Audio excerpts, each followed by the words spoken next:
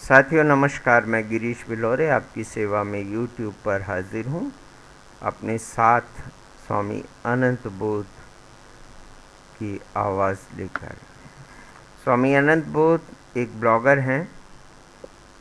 Swami ji blogger क्यों हैं ये जानने की कोशिश करते हैं हम। यूट्यूब के दर्शकों को हम बता दें कि इस प्रसारण के साथ हम स्वामी जी के ब्लॉग के लिंक भी देंगे, आप उन पर विज़िट कीजिए। किन कारणों से उन्होंने उपनिषद ब्लॉग बनाया, किन कारणों से वे अनंत बोध या श्री यंत्र मंदिर ब्लॉग को लिख रहे हैं।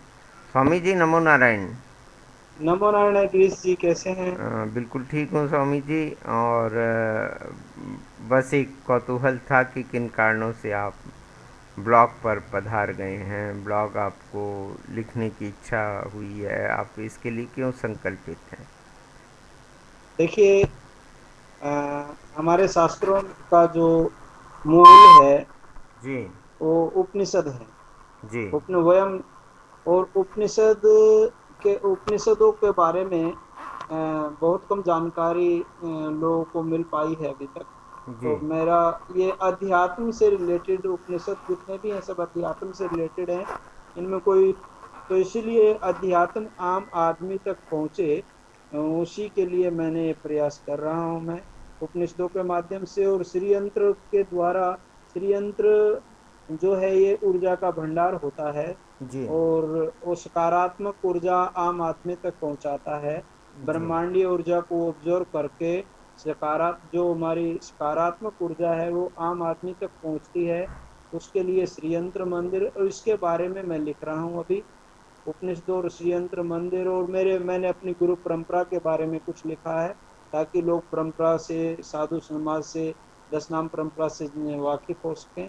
यही मेरा प्रयत्न है और इसके लिए मैं आपको धन्यवाद देना चाहूँगा कि आपने मुझे इसके लिए प्रेरित किया। मैंने जब आपका ब्लॉग देखा तभी से मैं इस ब्लॉग जगत को समझ पाया। आपका ब्लॉग देख करके ही मैं इधर आया था और इसके लिए ललित जी भी धन्यवाद के पात्र हैं जिन्होंने मेरे ब्लॉग में टेक्निकल जो भी वो थी ये सारे सुधार किए। आमूल चूल परिवर्तन उन्होंने किया मेरे ब्लॉग में बहुत। तो इसीलिए मैं आया हूँ कि आम आदमी तक उपनिषद अध्यात्म और जो हमारे डेली रिचुअल्स हैं उनकी उनके पीछे क्या वैज्ञानिकता है ये आम आदमी तक पहुंच सके, यही बताने का मेरा प्रयत्न मेरे लोगों पर है जी। स्वामी जी का संकल्प बिल्कुल स्पष्ट है कि वे आध्यात्मिक और भारतीय आध्यात्मिक विरासत को वेब पर लाना चाहते हैं, अंतर्जाल पर लाना चाहते हैं।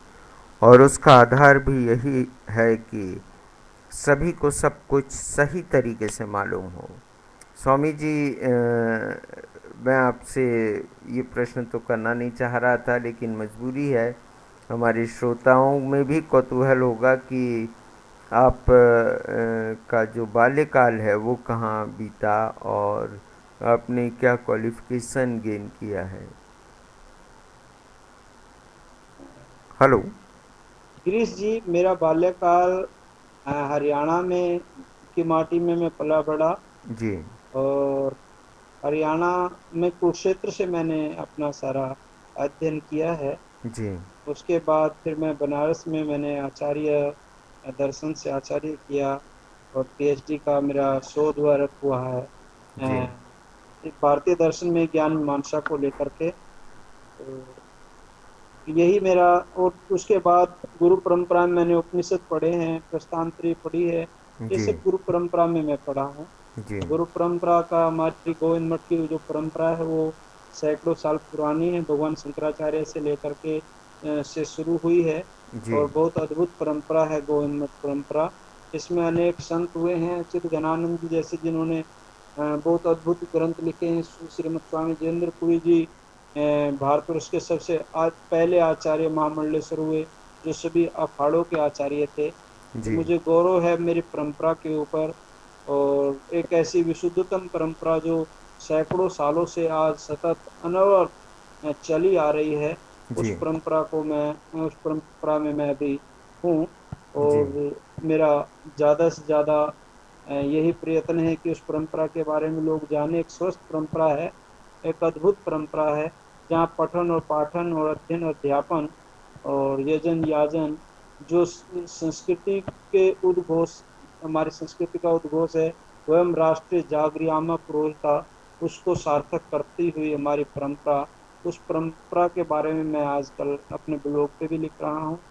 और जो श्रोता हैं वो उसको, ये जो रीडर हैं, पाठक हैं, वो उसको वहाँ पढ़ सकते हैं मेरे ब्लॉग के ऊपर हमारी परंपरा के बारे में।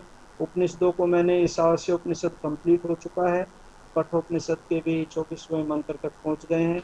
और मेरा प्रयत्न रहेगा कि ये उपनिषदों की कड़ी हमेशा जारी रहे, आगे भी मैं सतत लिखता रहूं और आम आदमी तक वो पहुँचे उपनिषद, ये मेरा प्रयत्न रहेगा। साथियों, हम आपको सूचित कर दें कि स्वामी अनंत बोध के जो ब्लॉग हैं उनमें त्रिभाषीय प्रयोग किया गया है। 3 भाषाओं में लिखे जाने की कोशिश करते हैं स्वामी जी, और उपनिषद में तो क्लियर कट वे 3 भाषा का प्रयोग कर रहे हैं। उनके अब तक प्रकाशित सभी श्लोक को उन्होंने हिंदी, अंग्रेज़ी और संस्कृत में प्रकाशित किया है।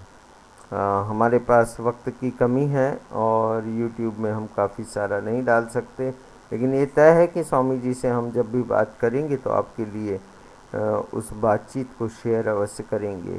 स्वामी जी ने ये स्वीकारा कि हम लोगों ने, हमसे प्रेरित होकर स्वामी जी ने ऐसा किया कि ब्लॉगिंग में आए। ये तो उनकी कृपा है कि उन्होंने इस ब्लॉगिंग में प्रवेश करके एक नया स्वरूप दिया है। हम स्वयं उनके ऋणी हैं और हम उतना अधिक तो जानकारी नहीं रखते ब्लॉग के बारे में, लेकिन उनके ब्लॉग देखकर ये लगता है कि विषय परक जो ब्लॉग होने चाहिए वो स्वामी जी लिख रहे हैं। साथियों, हम उनसे शीघ्र ही अगली मुलाकात करेंगे, और वे भी अभी किसी दूरभाष पर व्यस्त हैं। नमस्कार। जी जी जी। नमो नारायण।